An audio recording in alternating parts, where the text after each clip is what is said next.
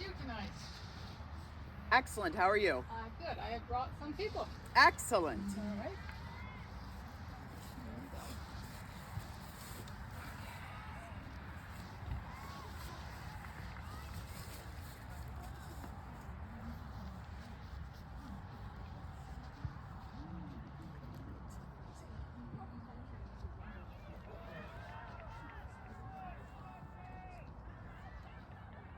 Good evening. Good evening.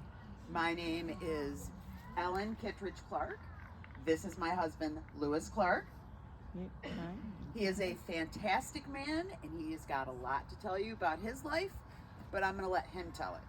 So right now we're going to listen to a little bit about me. I was born in 1832, and I died in 1886. We can read that right there. But I'm more than just a name and some numbers on a headstone. This isn't even my original headstone. Our family took out the other ones and put this one up so we were all together in 1908. And I'll tell you a little bit more about that in a moment too. So I was born in Blue Hill, Maine. I was the oldest of 4 kids. I was the only daughter. It worked out well for me. And when my brother Tyler was a little guy, we came from Blue Hill, Maine to Sodus with our parents, 600 miles.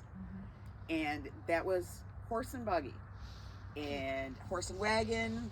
It took forever on roads that were bumpy and trails. It was a really long trip. But we arrived in Sodus, and my father, the Reverend Hosea Kittredge, was the Presbyterian minister for 6 years right here in Sodus. In addition to being a minister, he was also a teacher, and he taught, in addition to Sunday school and that kind of thing, he did teach, he taught students. One of the students he taught was little Lewis Clark. Caught my eye. He was a handsome little guy.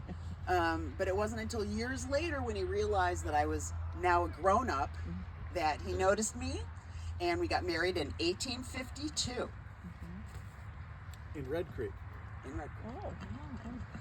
We had 6 beautiful children. Mary Asenath, named after Lewis's mom. Nancy Fisher, named after my mom. Ellen Kittredge, named after me. Lewis Clark, named after Lewis.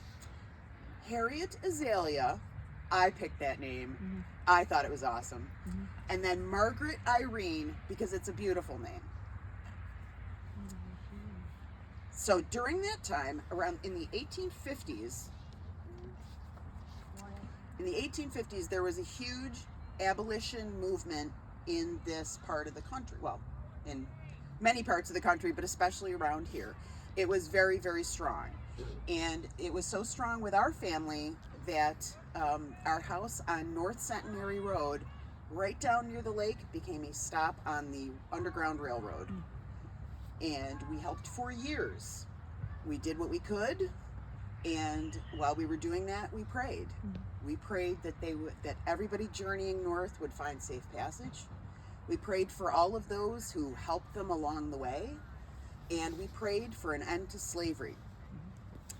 Faith and prayer were what kept us through the hard times. Our second daughter, Nancy, died when she was not even 18 years old, and it broke our hearts. And then, on Nancy's original headstone, that's not here, it says, "I know that Jesus loves me." Then Harriet died before she was even 6. Broke our hearts again. On her headstone, it was "Darling Hattie," and then "Of such is the kingdom of heaven." I wish that those were still here, but to read, but at least we have the record of it. So my headstone, which obviously was replaced at the same time, said the blessing of her quiet life fell on us like the dew. I don't know who came up with that, but it's awesome. Thank you, Liz.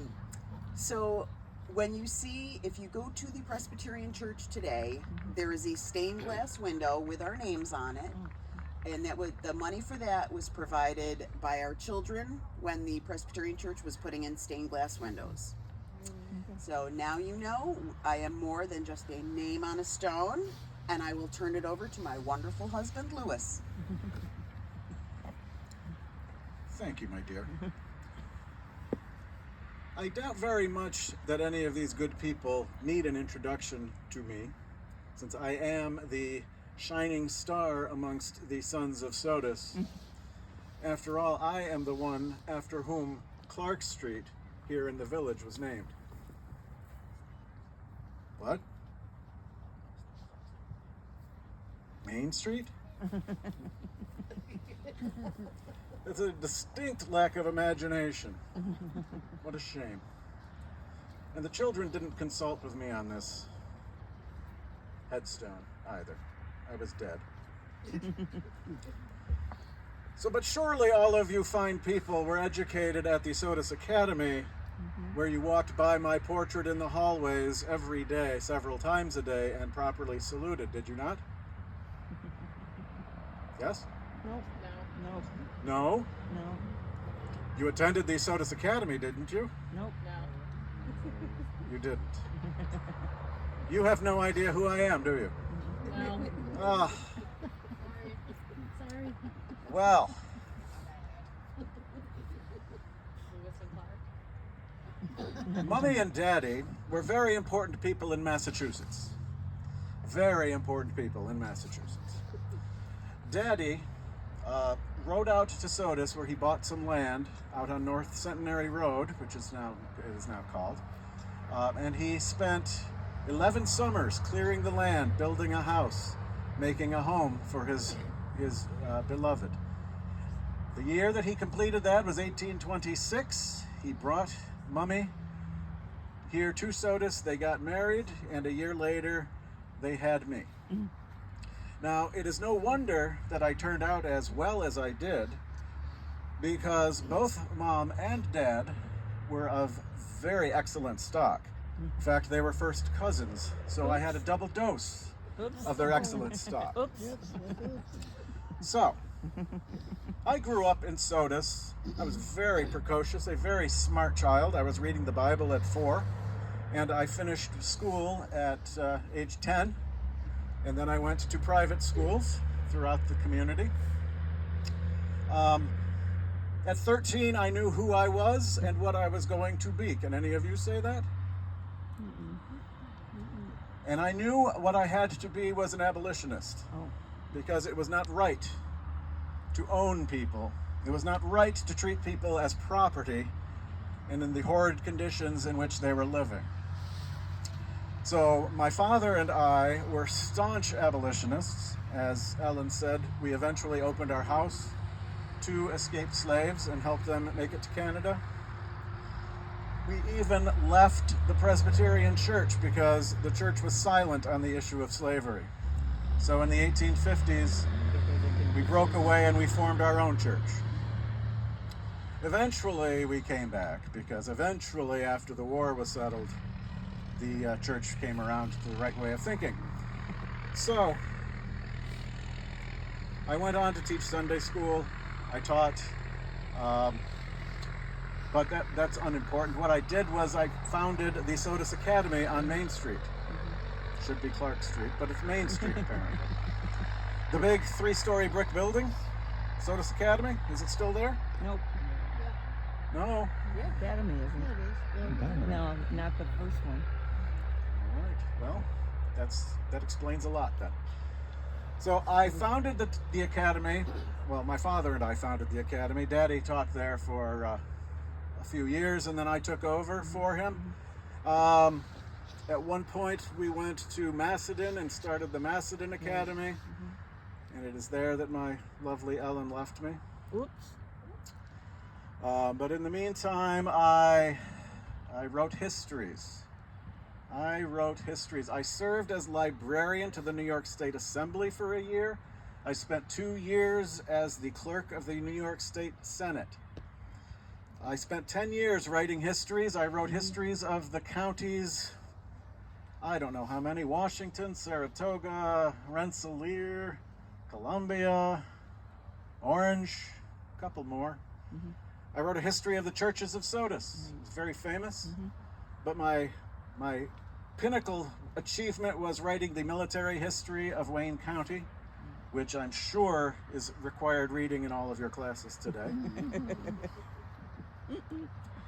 Then I came back. Oh, I forgot to mention, in the the 1860s, I served 3 terms as the Sodus Town supervisor because the people loved me. I was a Republican, of course, because I agreed with the progressive stance of the Republican Party. I believe that being human is the most important thing of all. Later, I raised a few eyebrows when I switched parties because the Republicans were no longer the progressives that they once were. I did switch and become a Democrat during the election of 1892. I supported Grover Cleveland because why not? That's who all of these smart people were supporting. And I did serve 4 more terms as Sodus Town supervisor, but this time as a Democrat.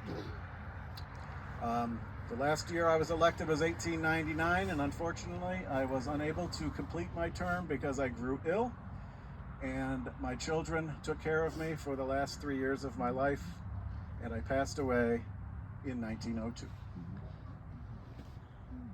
So thank you all for coming, and thank you for learning about me. Tell your friends. Thank you. Thank you. Yeah.